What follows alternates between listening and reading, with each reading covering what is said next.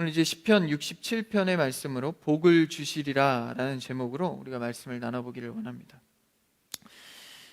디모데전서 말씀이 이제 끝났습니다. 뭐 그렇게 길진 않지만 그래도 이렇게 나눠서 이렇게 가다 보니까 조금 그래도 몇 줄을 할애해서 이렇게 나갔었는데요.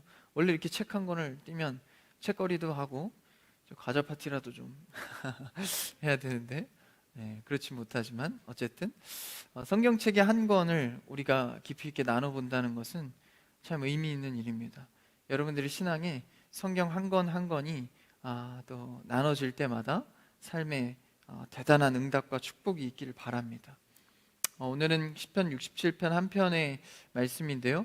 시편이 긴 시도 있지만 이렇게 67편처럼 짧은 시어도 있습니다. 이 시를 통해서 오늘 말씀의 제목처럼 복에 관해서 우리가 살펴보기를 원합니다. 우리가 기독교뿐만이 아니라 모든 종교에서 가장 대두되는 핵심적인 이슈가 바로 복에 대한 내용입니다. 어떻게 하면 복을 많이 받을까?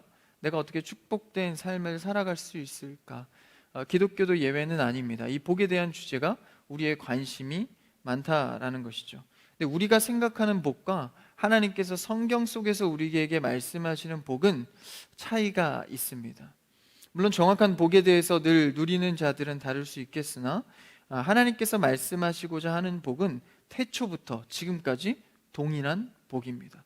그래서 오늘 말씀에서도 그 복을 말하고 있는데 세 가지의 단어가 반복해서 나옵니다. 복을 주신다.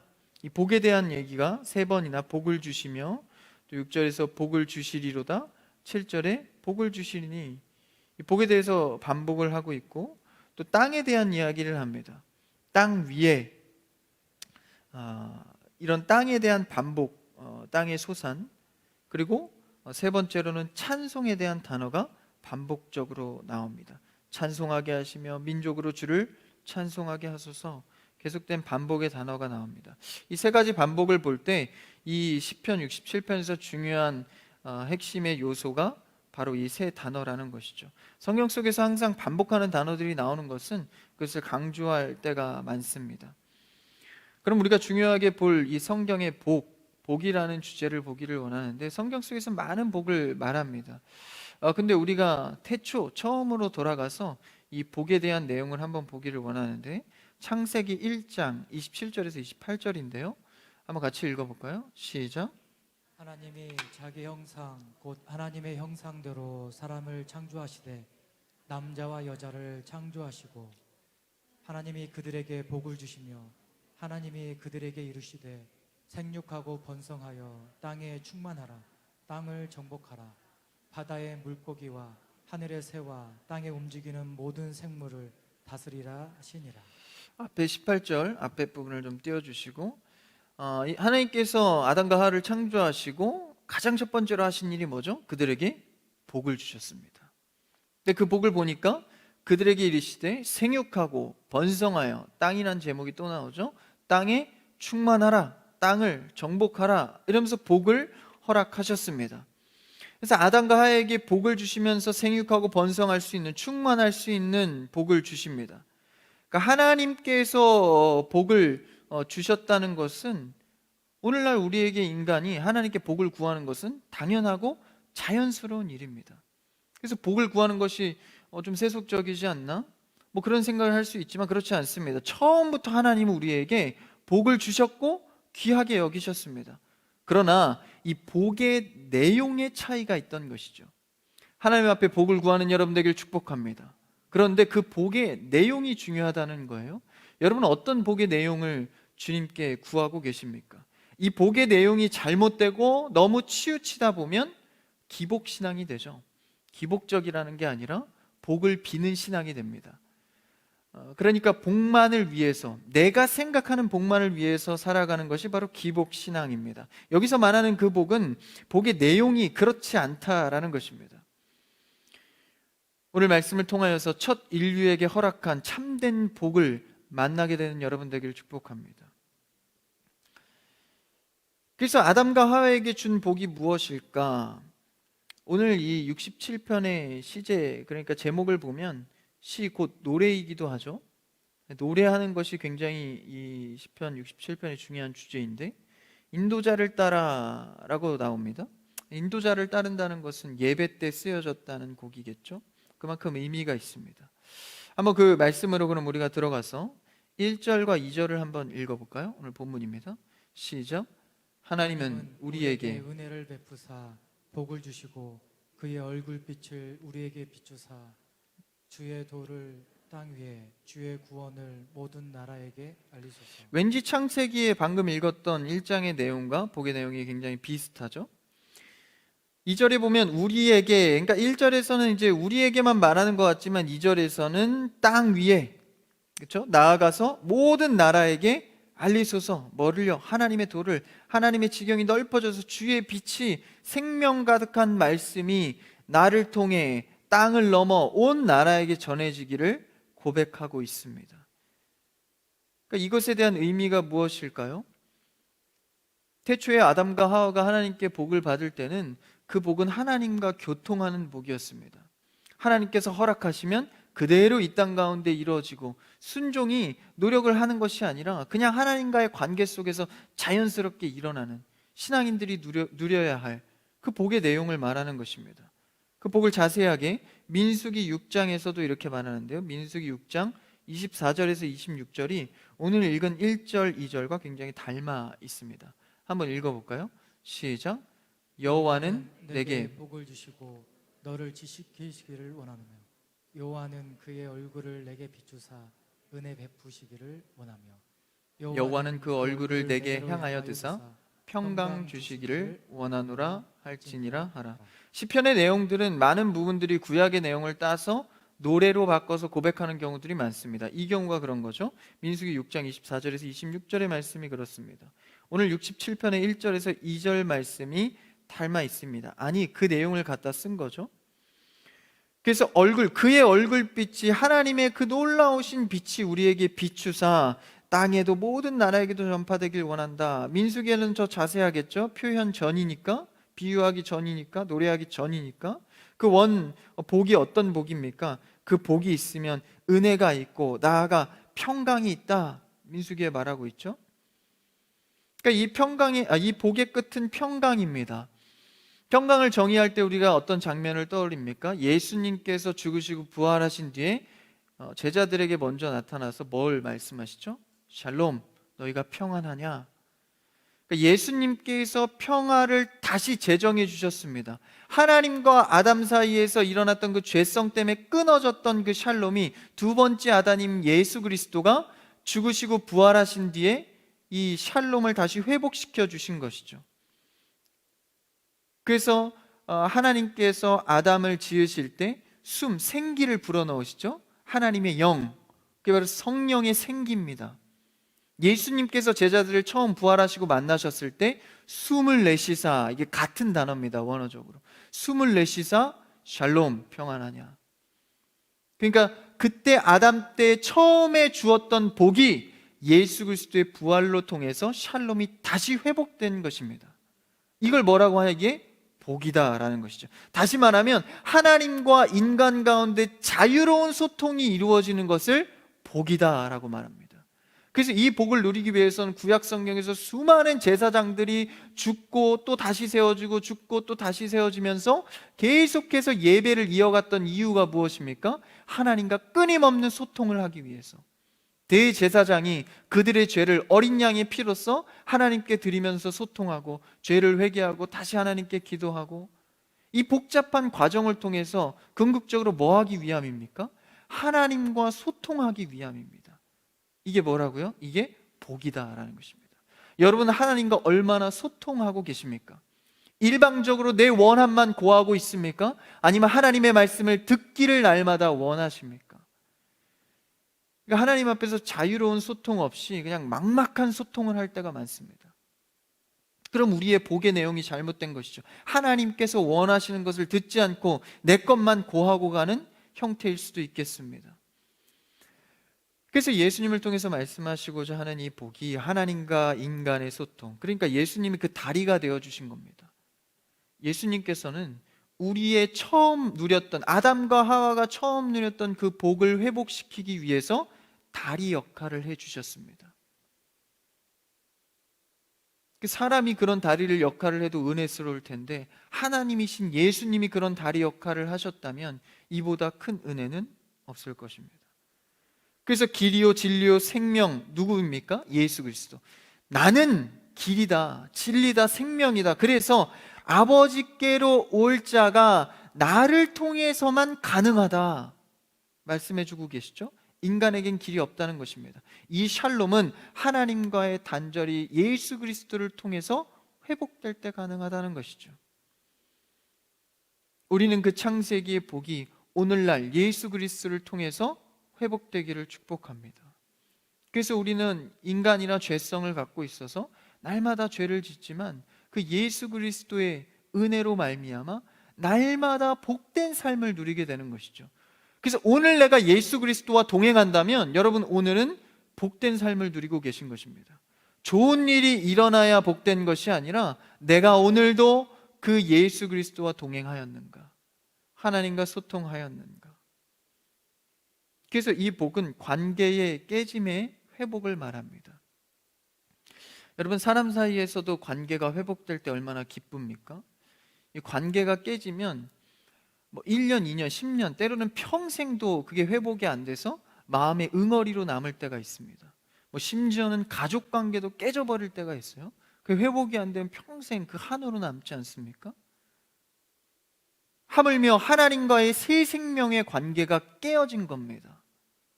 그럼 이거보다 중요한 문제가 어디 있겠습니까? 그래서 복이라 말하고 있는 것이죠. 인간이 대신할 수 없는 이 공로, 예수 그리스도께서 대신하였기 때문에 이거보다 큰 복은 없습니다.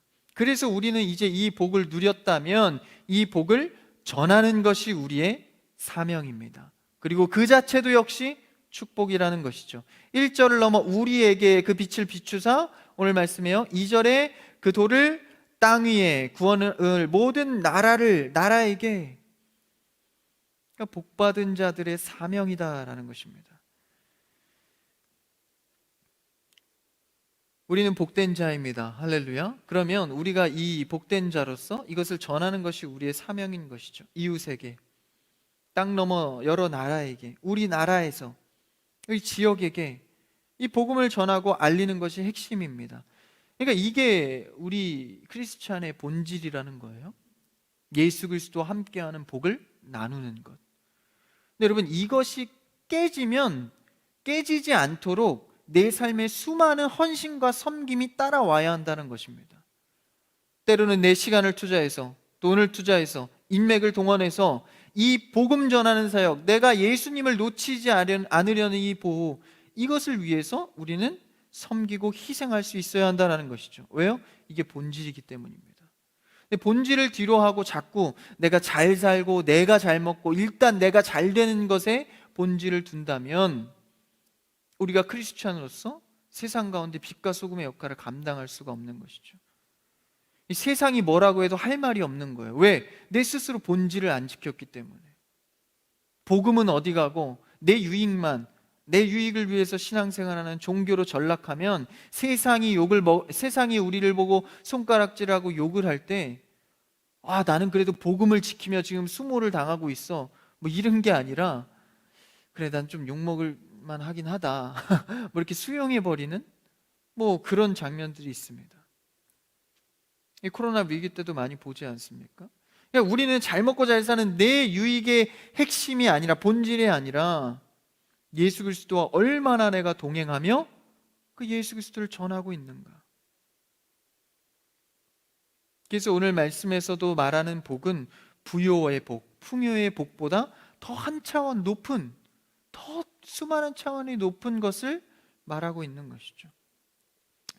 우리가 예수 그리스도를 만나서 사는 것, 이것 자체가 복입니다.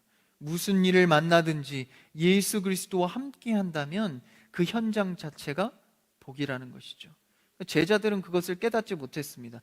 예수님을 통해서 뭔가 이루어져야 복이라 생각한 거예요. 그래서 예수님께 우리는 언제 이렇게 공중 권세를 누립니까? 세상을 좀 다스립니까? 그렇죠? 근데 예수님은 그걸 위해 오지 않았다고 말씀하시죠. 예수님과 함께 하는 것이 복입니다. 그래서 우리가 어떤 시험이나 어려움이 올 때가 있습니다. 마치 이 코로나 위기처럼 말이죠. 끝날 것 같지만 또 시험이 오고 어려움이 오고 심지어는 교회를 핍박하기도 하고. 그럼 여러분, 이 훈련과 시험을 통해서 하나님께서는 무엇을 우리에게 원하실까요? 혹자는 얘기합니다. 어려움과 시련을 통해서 우리가 성숙해지지 않냐? 물론 맞습니다. 근데 여러분, 하나님의 사람은 그 성숙을 넘어서 또 하나의 차원이 있습니다. 단순히 시험과 어려움을 이겨내면 우리가 성숙해지죠. 근데 여러분, 그것은 세상에서도 얻을 수 있는 겁니다. 세상에서도 어려운 일을 겪고 나면 성숙해지지 않습니까? 어른이 되는 것 같고 성숙해집니다. 단순히 종교, 신앙도 어려운 뒤에 성숙해지는 것으로 끝날까요? 물론 그 성숙도 있지만 이 크리스찬들은 이 훈련과 시험과 어려움을 통해서 반드시 진리가 드러나줘야 합니다. 그러니까 우리는 시험을 통해서 성숙되는 것뿐만이 아니라 진리가 누구죠? 예수 그리스도입니다. 예수 그리스도가 누구인지를 반드시 알아야 합니다. 그러니까 내 시험과 어려움을 통해서 예수님이 이런 분이구나를 깨달아야 하는 것이죠. 그것 없이 그냥 내가 인간적인 성숙만 일어난다면 그건 하나님께서 원하시는 복이 아닙니다. 이 큐티를 하면서 욥을 나갔다가 디모데전서, 디모데후서 지금 하고 있는데 욥 그 다음에 또 계속 나가죠. 이 욥을 보면 이 자신이 경험한 하나님, 그 한계의 하나님과 그 하나님의 방법을 통하여서 이 욥기 결론이 어떻게 나죠? 그 하나님이 더 크게 열리는 사건이 열려지는 겁니다. 그러니까 하나님이 누구이신가를 알게 되는 것이죠. 그러니까 그 역경과 욥의 그 얼마나 처절한 그 고통 속에서 더 성숙해져서 이제는 어떻게 살아야 되고 이걸 알게 된 게 아니라 하나님이 누구이신지를 더 높은 차원에서 알게 된 겁니다. 나의 창조주이시며, 그러니까 내가 생각하는 세상의 복과 관련 없이 하나님이 어떤 분인지를 알게 되는 겁니다. 복을 주시면 좋은 하나님, 저주하시면 나쁜, 그런 게 아니라 내가 잘났든 못났든, 내가 잘 되었든 못 되었든 하나님이 누구이신가를 깨닫게 되는 것이죠. 하나님은 누구이시고 어떤 방식으로 나를 사랑하는가가 이 시험과 훈련, 어려움을 통해 드러나졌다라는 것입니다. 그러니까 우리는 어려움과 환난을 통해서 항상 진리가 드러나야 합니다. 예수님이 누구이시구나. 그게 아니면 그냥 인간적 성숙으로 끝난다는 것이죠. 여러분, 시험과 연단, 어려움을 통하여서 진리이신 예수 그리스도를 알게 되기를 축복합니다. 그것이 뭡니까? 그게 곧 복입니다. 알게 되면 내가 그분을 사모하게 되고, 사모하면 내 안의 자리의 중심에 계시게 됩니다. 여러분, 예수 그리스도를 알아야 사모할 수 있지 않습니까? 알아가며 그분을 사모하며 진리 되신 예수 그리스도, 그분을 모시는 것이죠. 그게 뭡니까? 이게 모두의 말씀드린 예수 그리스도에 대한 복입니다. 복. 복에 대한 원어의 단어적 의미를 보면 성경 속에서 말하는 원어의 복은 경배하다, 찬양하다라는 뜻을 갖고 있습니다. 그러니까 예수 그리스도와 동행하며 내가 그를 알게 되고 그를 경배하는 것이 복이라는 것이죠. 어려움과 연단과 시험 중에 진리가 드러나져서 예수 그리스도를 알게 되므로 그분을 경배하는 것. 여러분, 예수 그리스도를 알을 통하여서 경배하는 여러분 되기를 축복합니다. 찬양할 수 없는 중에도 진리이신 예수 그리스도를 알게 되므로 찬양케 되는 것. 예수님을 알면 어려움 중에서도 찬양을 할 수가 있다는 거예요. 저도 이런 경험을 해보면 사실 그렇게 즐겁게 찬양하는 것 같지는 않아요. 어려운데 기뻐 막 억지로 웃으면서 그런 찬양은 아닌 것 같습니다. 근데요, 제가 경험해 본 바로는 그냥 그 자리를 지키는 찬양이었습니다. 그러니까 아무리 어려움이 와도 성도로서는 지키는 겁니다. 성도는 찬양하지 않을 수가 없죠. 그래서 어려움 중에서도 그 자리에서 어려운 겁니다. 예수 그리스도 안에서 어려운 것이죠. 그래서 슬프고 힘들지만 소망의 찬양이 되는 것입니다. 이 장면을 하나님께서는 복되다 하십니다. 크게 복인 것이죠. 어려운 중에도 예수 그리스도를 찬양하는 복이 있기를 바랍니다. 그럼 하나님의 입장은 어떨까요? 하나님께서는 우리가 모두의 창세기에서 봤듯이 아담과 하와에게 복을 주십니다. 그래서 하나님을 마음껏 경배할 수 있고 에덴 동산에서 함께 거닐 수도 있고, 그러니까 소통이 가능한 거예요. 얼마나 감사하고 복된 장면입니까? 그 관계가 왜 깨지죠? 죄가 들어와서 그 관계가 깨집니다. 그럼 이제 하나님은 나몰라라 하시나요? 그렇지 않죠. 아담과 하와를 만드시고 어떻게 하셨다 그랬죠? 복을 주시며 이 말씀을 하신 겁니다. 그러니까 이 언약은 깨질 수가 없는 거예요. 그러니까 이 하나님과 인간의 계약은, 이 소통 언약의 계약은 누가 깼죠? 하나님이 깨신 게 아닙니다. 인간이 죄성으로 깬 겁니다. 하나님은 여전히도 계속해서 그 말씀이 유효한 것이죠. 그래서 아담과 하와 때 안 됐지만 이 노아 때도 같은 말씀을 다시 한번 언약으로 갱신하십니다. 한번 창세기 9장 1절을 읽어볼까요? 장면이 나오는데요. 네, 한번 읽어볼까요? 시작. 하나님이 노아와 그 아들들에게 복을 주시며 그들에게 이르시되 생육하고 번성하여 땅에 충만하라. 이거 아까 아담과 하와 때 읽은 거 아닙니까 저희가? 근데 죄 때문에 이게 깨진 거예요. 인간의 죄 때문에. 근데 하나님께서 다시 갱신을 하십니다. 왜요? 처음에 인간을 만들고 복 주시기로 작정하셨으니까, 나와 함께 하기로 작정하셨으니까 그 끈을 놓지 않는 겁니다. 여러분, 하나님께서 한 번 주시겠다 하신 복은 결코 달라지지 않습니다. 그것을 뭐라고 표현하냐면 성실하신 하나님이다. 그러니까 성실하시다는 것은 우리의 생각하는 단어의 의미가 아닙니다. 뭐 열심히 노력해서 이게 아니라 하나님의 성실은 한 번 뱉으신 말을 끝까지 이루실 때까지 일하신다라는 것입니다. 노아 때 그것이 다 회복된 것처럼 보였지만 실제 또 노아의 가족 후손들은 또 죄를 범합니다. 그래서 또 누구와 약속하시죠? 아브라함과 약속하십니다. 창세기 12장을 읽어볼까요? 12장 2절 3절 한번 있습니다. 시작. 내가 너로 큰 민족을 이루고 내게 복을 주어 내 이름을 창대하게 하리니 너는 복이 될지라.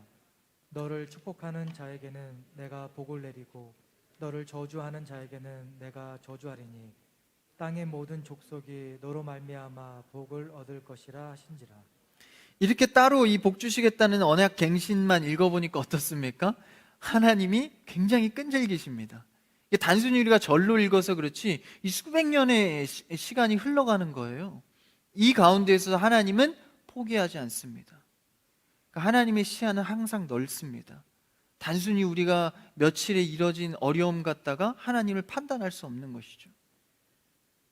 그래서 하나님은 또다시 아브라함을 통해서 복을 주시고 땅의 모든 족속, 그렇죠?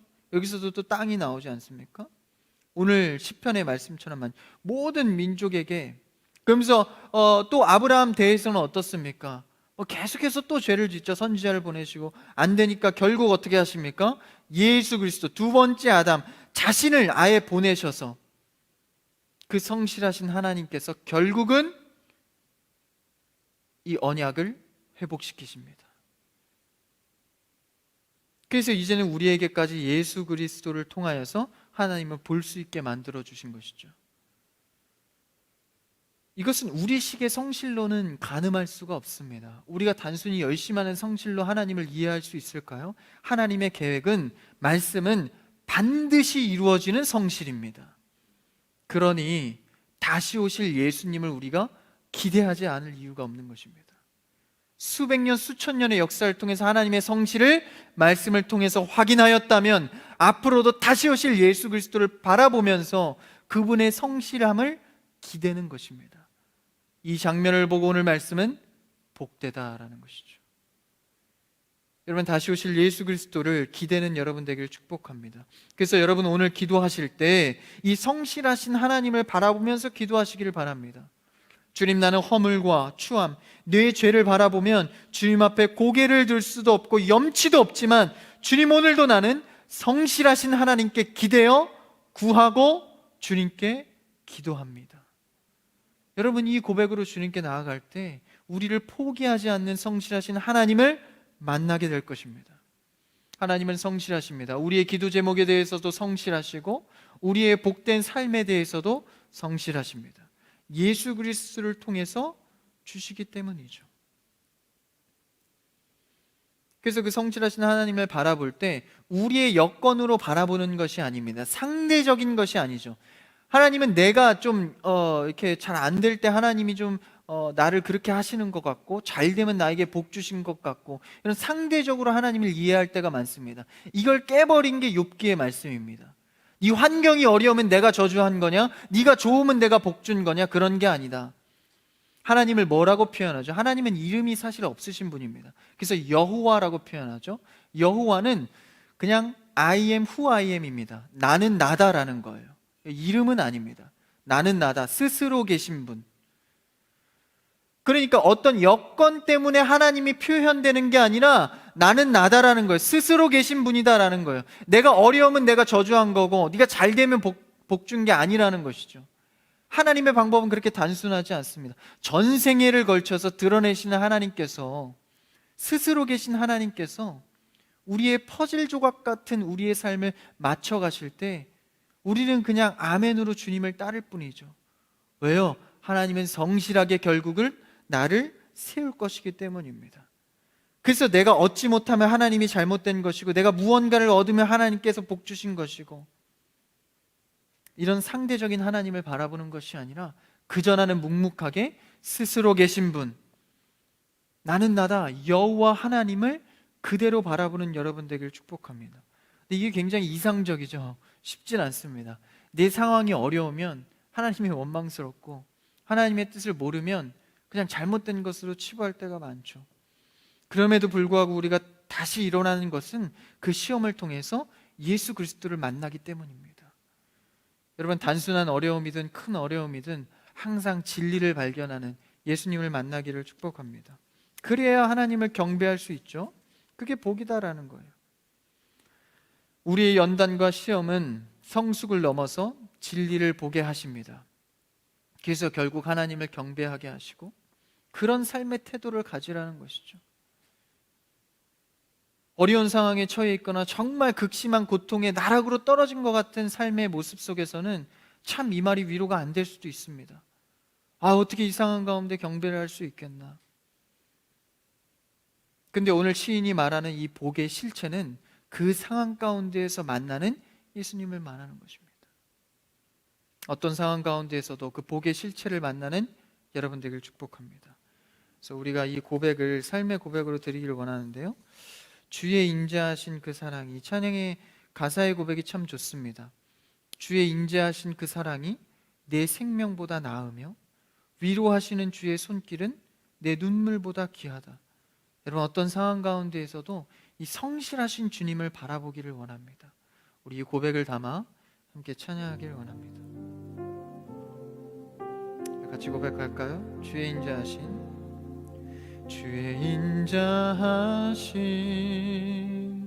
그 사랑이 내 생명보다 나으며 위로하시는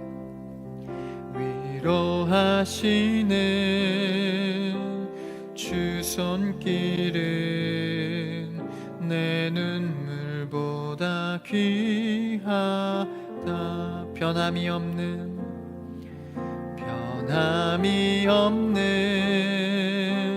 주 임재가 내 근심보다 가깝고, 주님 흘리신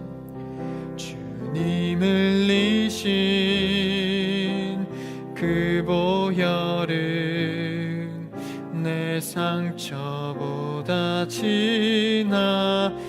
결국 내 주님과 함께 사는 것, 나의 영원한 소원. 주의 아름다움 안에 사는 것, 나의 영원한 기쁨. 결국 내 주님과 함께 사는 것, 나의 영원한 소원 주의 아름다움 안에 사는 것 나의 영원한 기쁨. 아멘. 여러분, 이 찬양 가사의 고백이 여러분 삶의 고백이 되기를 축복합니다. 찬양의 가사가 참 좋아요. 집에 돌아가셔서 다시 묵상하시면서 불러봐도 좋을 것 같습니다. 오늘 본문으로 돌아와서 3절, 5절 그 찬양의 고백을 한번 같이 읽어볼까요? 67편 3절에서 5절까지인데요. 띄워주시면 같이 읽겠습니다. 시작. 하나님이여, 민족들이 주를 찬송하게 하시며 모든 민족들이 주를 찬송하게 하소서. 온 백성은 기쁘고 즐겁게 노래할지니 주는 민족들을 공평히 심판하시며 땅 위의 나라들을 다스리실 것임이니이다. 하나님이여, 민족들이 주를 찬송하게 하시며 모든 민족으로 주를 찬송하게 하소서. 계속해서 고백하는 게 뭐죠? 주를 찬송하게 하소서. 주를 찬송하겠습니다. 주를 온 땅이 찬송하기를 원합니다. 왜 이런 고백을 합니까? 이 고백과 뭐가 지금 같이 가고 있죠? 복이라는 주제와 같이 가고 있지 않습니까? 어려움과 환난 중에서 결국은 진리를 발견하여서 그 진리를 사모하고 너무 좋아서 고백하고 경배하는 것이 곧 복이다라는 것입니다. 그러니까 복된 장면을 계속해서 말하고 있는 거예요. 주님을 찬양하는 것 그 자체가 복입니다. 결국 이 어려움을 통하여서 성실하시고 공평하신 하나님의 그 모습을 내가 보았고 그것을 경배합니다. 이 경배를 나 혼자 하는 것이 아니라 모든 백성들이 경배할 때 이것보다 큰 복이 어디 있겠습니까? 찬양으로 고백하고 있는 것이죠. 여러분, 이 고백이 우리의 삶의 고백 되기를 축복합니다. 이 찬양과 경배가 얼마나 아름답습니까? 세상 어떤 것보다 주님이 중심되어서 고백되어지는 이 고백. 이것은 무슨 좋은 일이 생겨서 하는 찬양이 아닙니다. 우리의 찬양은 어떤 좋은 일이 생겨서 하는 찬양만 있는 것이 아니라 예수 그리스도를 내 삶 곳곳에서 발견되어질 때 그 곳곳의 현장마다 찬양이 따라오게 되는 것이죠. 그래서 이 신앙이 그리고 또 은혜가 깊은 이 성도들을 보면요, 삶의 현장 속에서 늘 찬양을 달고 있습니다. 그러니까 입술에 노래도 있겠지만 마음속에 그 감사의 고백이 있다라는 거예요. 근데 찬양은 그냥 교회 와서만 부르는 노래 정도로 생각한다면 삶의 감사의 제목이 떨어지는 것이죠. 이 찬양과 경배가 얼마나 아름답습니까? 이 찬양과 경배를 늘 달고 살았던 자가 누구입니까? 성경의 한 인물만 보면 바로 다니엘입니다. 다니엘은 어떤 상황 가운데에서도 하나님을 높이는 것을 그치지 아니했습니다. 심지어 다니엘은 자신이 이렇게 관료들로서 이렇게 시기를 받고 또 자신이 이게 왕께 인정을 받으니까 이 고관들이 함정에 빠뜨리기 위해서 왕에게 고하죠. 사람들이 이 금신상에 절을 해야 됩니다. 그때에도 다니엘은 그 금신상에 절을 하지 않습니다. 그게 자신의 신앙 고백이었기 때문입니다. 그러면서 뭐라고 다니엘이 말하냐면, 하나님께서 이런 상황 가운데서 나를 건지실 거야. 근데 그 다음이 중요합니다. 뭐 그런 고백은 누구나 할 수 있죠. 하나님께서 나를 도우실 거야. 이런 어려움에서 건지실 거야. 다니엘의 고백이 놀랍습니다. 그런데 그리 아니하실지라도 나는 하나님을 경배하겠다라는 거예요. 그리 아니하실지라도. 그러니까 나의 생각 같아서는 이 어려움 가운데에서 구해주면 내가 하나님 경배할 거야. 내 경배하는 이유는 이 어려움 중에서 구해내기 때문이야. 이 고백에서 끝나는 것이 아니라 내 생각 같아서는 지금 하나님이 구해주셔야 되지만 내 생각대로 안 될지라도 나는 하나님을 예배하겠다라는 것이죠.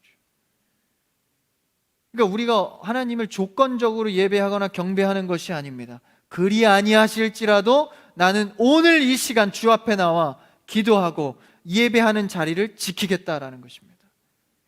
이게 우리의 신앙의 고백이 되어야 합니다.